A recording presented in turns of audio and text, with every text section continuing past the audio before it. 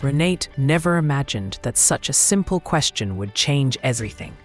She was sitting at the dining table, sunlight spilling softly across the room, her hands wrapped around a warm mug of tea. She had been waiting for the right moment to ask, the moment she had been looking forward to for months. So, with a smile, she asked her daughter-in-law casually, "So, when is the wedding?" She expected excitement, maybe a shy grin or a playful tease. But instead, her daughter-in-law didn't even lift her eyes from her phone. She simply shrugged and said, "We got married yesterday." Just like that. No emotion, no explanation, no invitation. The words hit Renate like cold water. For a second, she genuinely thought she misheard. "Yesterday?" she repeated softly, heart thudding. "Yes," the young woman replied, still scrolling. "Only special people were invited." The sentence hung in the air, like smoke, suffocating and sharp. Renate's fingers tightened on her cup as a strange ache spread in her chest. She forced a small nod, pretending she wasn't hurt. Pretending it didn't feel like someone had slammed a door in her face. But as she stared into her untouched tea, a heavy truth settled deep inside her. Something was terribly, painfully wrong. That night, Renate lay awake, staring at the ceiling as the shadows shifted in the dark. Her mind replayed every moment, every gesture, every conversation she had ignored. She remembered the strange glances exchanged between the young couple, the hush in their voices when she entered the room. The messages quickly closed on their screens. She remembered the little comments. "We could use some help. You're comfortable, right? We're trying, but bills are hard." Words that had seemed innocent then, but now echoed with a different meaning. She realized how often they borrowed money, how easily they accepted her sacrifices without gratitude, how they moved into her home and made it their own. She remembered the time her daughter-in-law asked for her bank details to make things easier. Renate had laughed then, thinking it was just convenience. But now she wondered, was it all planned? Had she been blind? Had they seen her kindness as weakness? Her heart tightened as a wave of guilt washed over her, not for what she had done, but what she had ignored, and beneath that guilt grew a deeper ache.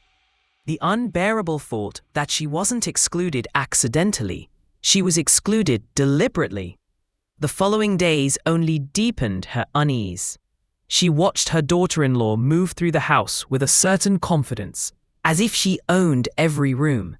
Her son, once gentle and warm, now avoided her eyes, slipping away from conversation, as if afraid of being exposed.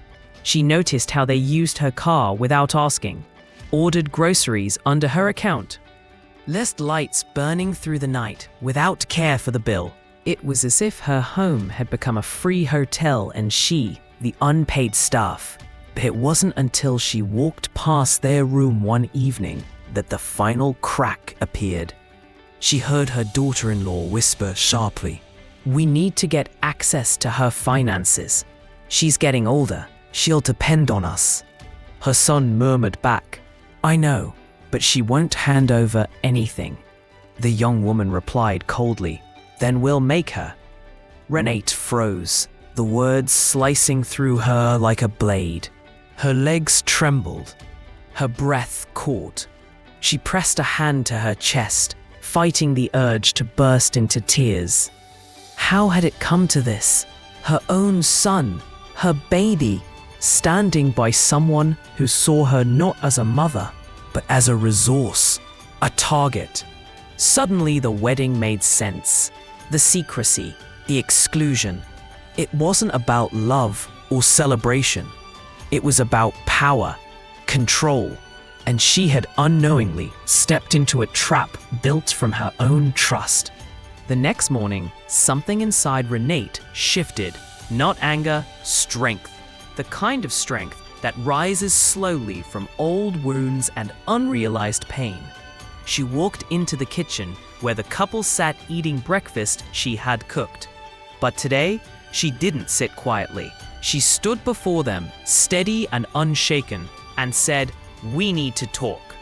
Her daughter-in-law smirked like someone prepared for a small argument, but Renate's voice was clear and calm.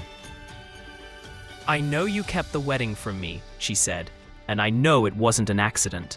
Her son swallowed hard. His wife crossed her arms. "It was our day," she said coolly. "We didn't owe anyone an invitation." Renate nodded. "You're right, you didn't, but you owed me honesty." Silence spread across the room. Then Renate continued, "I heard your conversation last night about my finances, about controlling my decisions." Her daughter-in-law stiffened. "You misunderstood," she began, but Renate cut her off. "No, I understood perfectly." Her voice grew firmer. "From today onward, my money, my accounts, my choices, none of them involve you." Her son tried to speak, but she raised a hand. "No more guilt, no more manipulation. You will not use me, not anymore." Her words echoed like thunder. For the first time, she saw fear flicker in their eyes. In the days that followed, the house felt different. Not heavier, but clearer, like a storm had passed and left the air sharp and cold. The couple stopped making demands. Their whispers turned into silence. Their movements grew restless, agitated. They spent more time outside, returning late, avoiding her gaze. And Renate? She breathed again. She made herself breakfast without being rushed. She opened windows and let light fill her home. She went for walks, reconnected with old friends, joined a knitting circle, and laughed harder than she had in months. She visited the park she once loved, sat under the big oak tree, and remembered who she used to be before life got swallowed by expectations and unspoken burdens. She felt herself healing, quietly, gently, beautifully. And with each passing day, she realized how much of her life she had paused for people who wouldn't have done the same for her.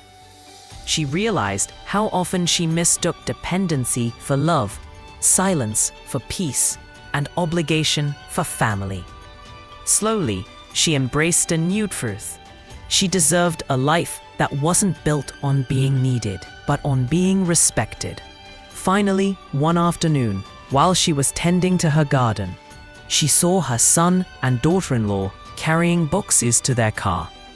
They avoided her eyes, muttered quick explanations about space and independence, but she simply nodded. She didn't beg, she didn't question, she didn't break. As the engine started and the car pulled away, she felt a strange calm settle over her, a peace deeper than she had known in years. She walked back inside her quiet home and stood in the middle of the living room, letting the silence wrap around her like a warm blanket. She wasn't angry anymore. She wasn't heartbroken. She was free. She made herself a cup of tea, sat by the window, and watched the late afternoon sun paint the world gold. For the first time, she felt the weight of her life lift from her shoulders. The wedding she wasn't invited to had once felt like the cruelest betrayal, but now she saw it for what it truly was: a revelation, a turning point, a sharp, painful lesson that pushed her toward a life she had unknowingly abandoned. She whispered softly to herself, "They closed a door, but they opened something inside me I didn't know existed." And as the sun dipped below the horizon, Renate smiled, gently, peacefully, knowing this was only the beginning of the life she finally chose for herself. You